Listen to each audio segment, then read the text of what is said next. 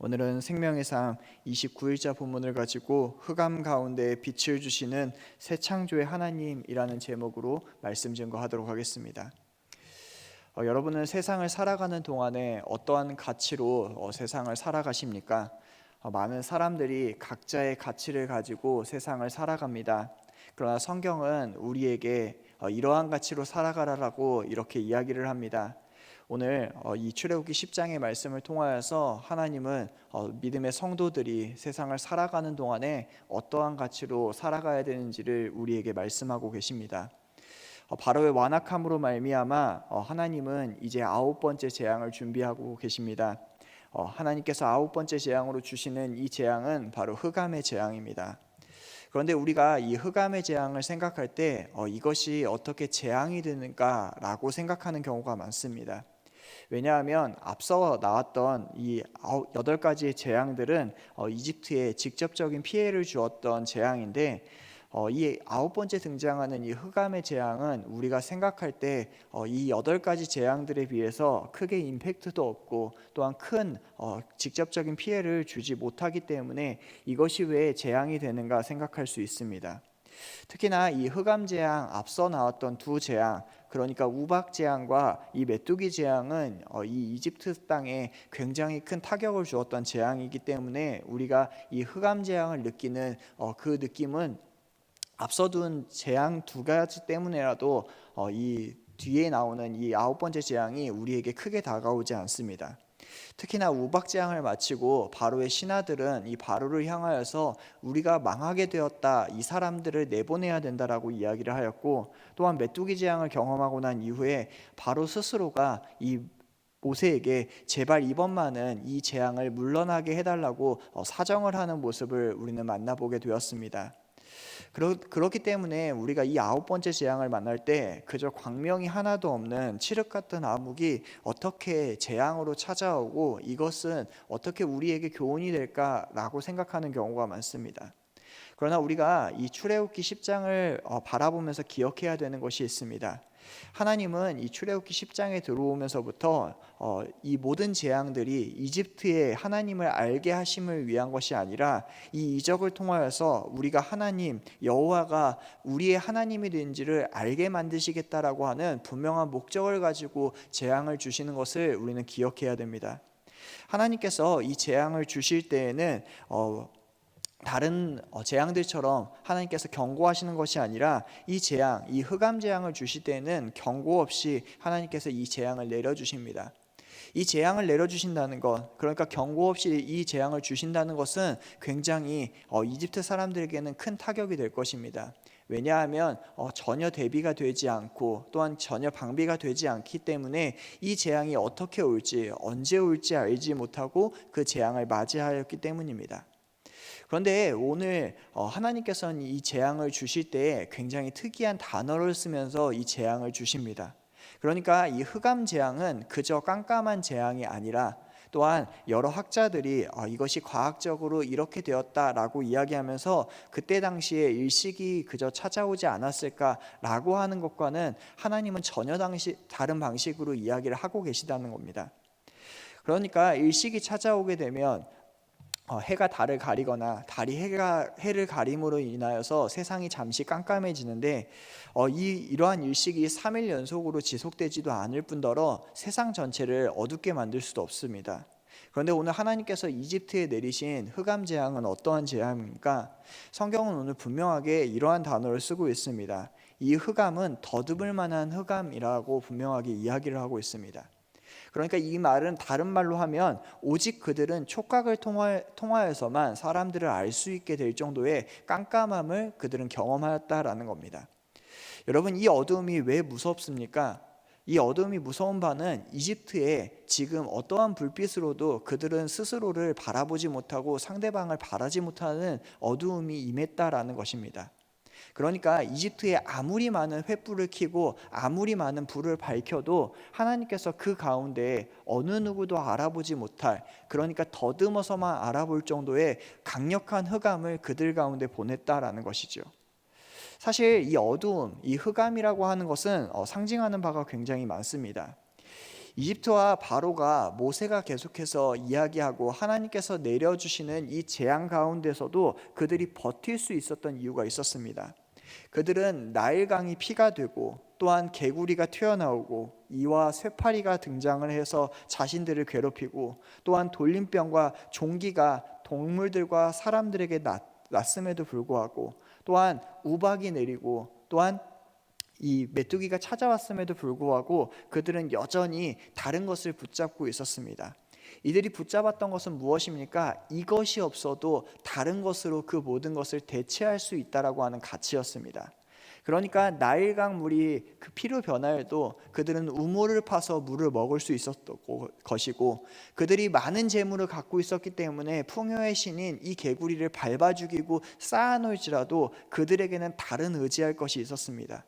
그들의 육신과 그들의 고통 가운데서도 그들이 의지할 수 있었던 것은 아주 강력한 육체와 그들이 먹을 것이 풍족했기 때문입니다.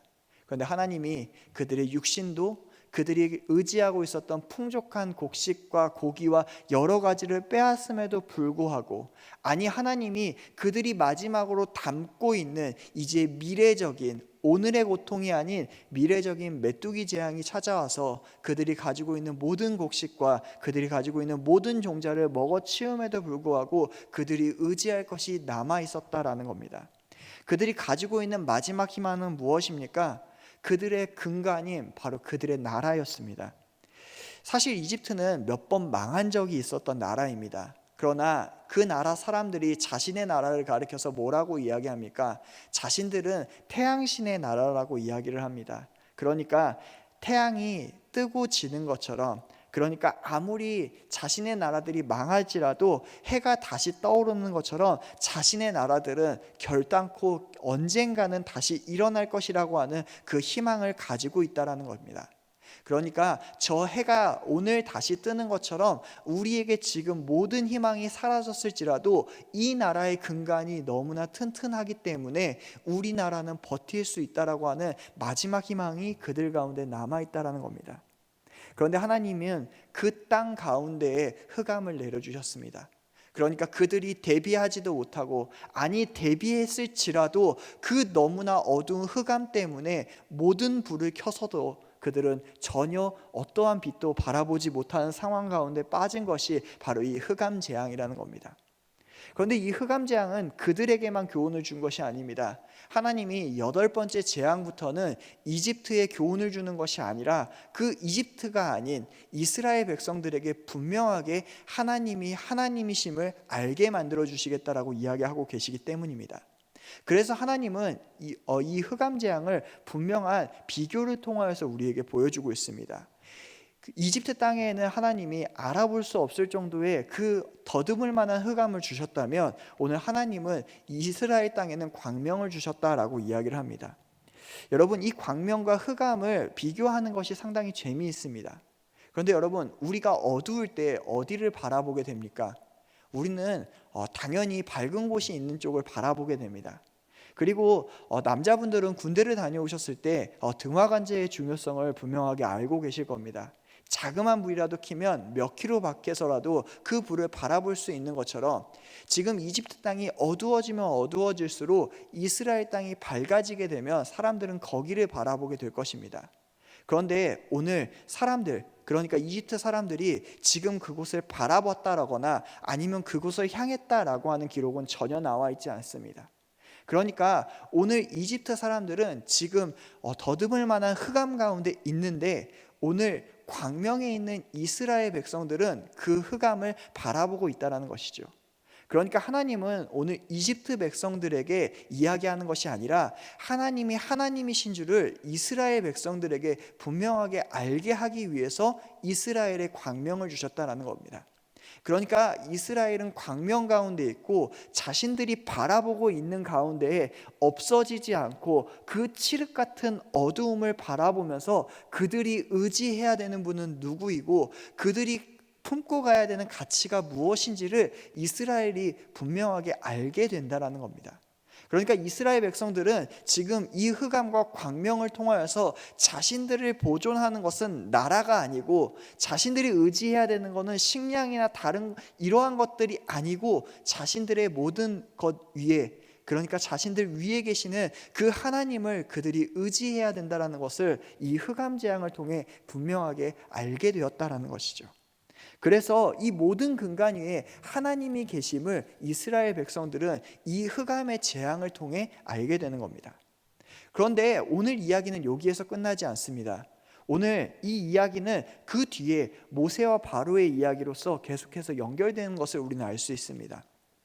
바로는 이 칠흑 같은 어둠 가운데에서 모세를 부르게 됩니다.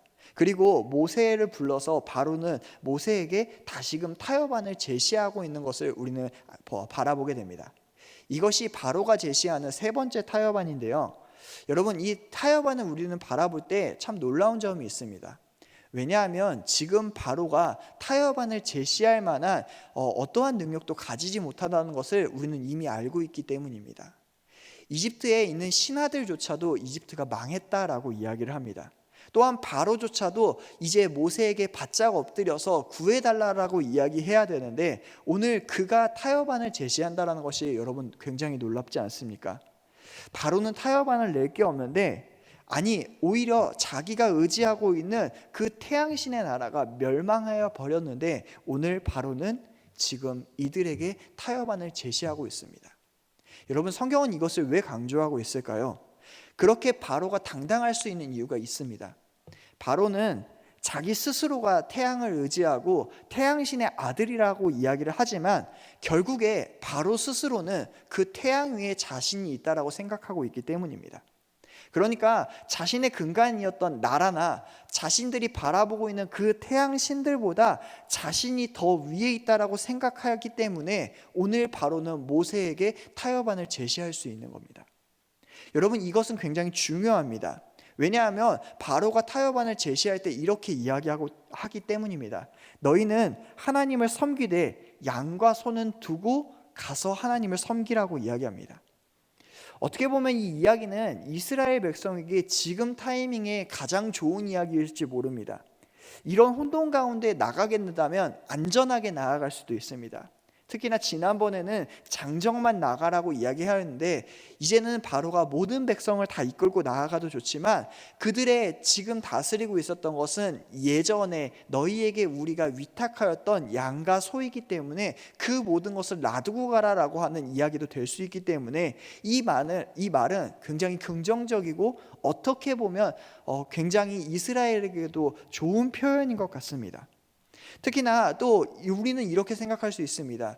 우리가 세상을 살아가는 동안 하나님이 우리를 보호하시는데, 그리고 이스라엘에게 앞으로도 하나님이 계속해서 만나와 메추라기를 내리실 건데 그들에게 재산이 무슨 소용이 있습니까? 하나님이 인도하실 거고 채워주실 건데 그 모든 거 필요 없습니다 라고 생각할지 모릅니다.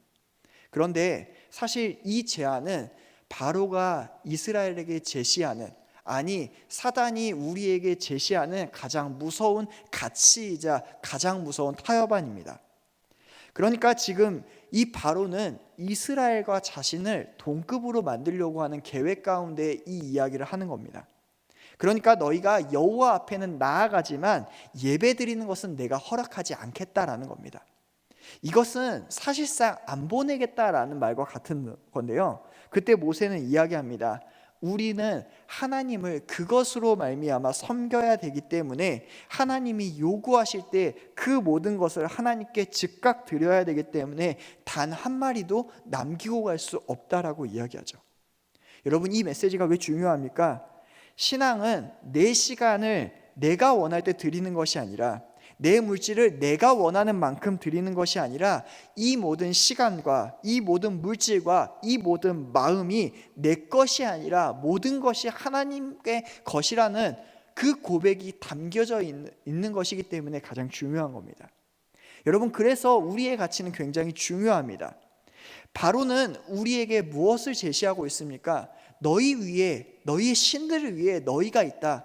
그러니까 그 하나님이 너희를 계획하는 것이 아니라 너희 스스로가 이 모든 것을 계획하고 그 모든 것을 너희가 판단해야 된다라고 이야기하며, 이스라엘 백성들을 지금 자신의 모습과 동일하게 만들려고 하는 그 모습을 우리에게 보여줍니다. 여러분, 이 가치가 우리의 교회들에도 들어와 있지 않습니까? 아니, 우리 교회가 아니라 지금 이야기를 하고 있는 저와 여러분의 삶 가운데도, 우리의 신앙 가운데도 이렇게 들어와 있지 않습니까? 이 재물은 내 것이기 때문에 내가 판단하고, 내 시간은 나의 것이기 때문에 내가 판단하고, 내 마음은 내 것이기 때문에 내가 판단한다라고 생각하고 있지 않습니까? 그런데 오늘 바로는 모세에게 그러한 타협안을 제시하고 있습니다. 그런데 마지막 결론에서 모세가 이것을 거부하게 될 때 바로는 뭐라고 이야기합니까? 이제 두 번 다시는 내 얼굴을 보지 말라. 내 얼굴을 보는 날에는 너희가 반드시 죽게 될 것이라고 이야기합니다. 사랑하는 성도 여러분, 오늘 우리는 말씀을 통하여서 우리의 가치를 알아볼 수 있습니다. 우리는 어떠한 가치로 세상을 살아가고 계십니까? 또한 우리는 어떠한 가치로 또 이 신앙생활을 하고 계십니까? 많은 사람들이 어느 순간부터 그 가치를 자신으로 잡는 경우가 많습니다. 하나님이 계시지요, 하나님이 우리 삶에 확실하게 동행하시지요 라고 이야기하지만, 모든 것을 판단하고 모든 것 위에 있는 사람은 결국 나 자신이라고, 우리는 그렇게 가치를 판단하고 살아가고 있지는 않습니까? 그런데 오늘 성경은 우리에게 분명하게 교훈합니다. 너희가 의지해야 되는 것이 무엇이냐? 너희의 가치 가운데 가장 붙잡고 가야 되는 것이 무엇이냐? 그것이 바로 하나님이다. 오늘 이 출애굽기 10장의 마지막 부분을 정리하면서 하나님은 우리에게 이렇게 이야기하십니다. 너희 삶 가운데에 하나님이 하나님임을 너희가 알기를 원한다고. 우리의 신앙생활 가운데 하나님이 하나님 되심을 알기를 원한다고. 너희의 가치 가운데 가장 중요한 것이 하나님이 되기를 내가 알기를 원한다고. 말씀은 우리에게 이렇게 이야기합니다. 그래서 우리는 날마다 말씀을 상고해야 됩니다. 사랑하는 성도 여러분, 우리는 어떠한 가치로 세상을 살아가고 계십니까?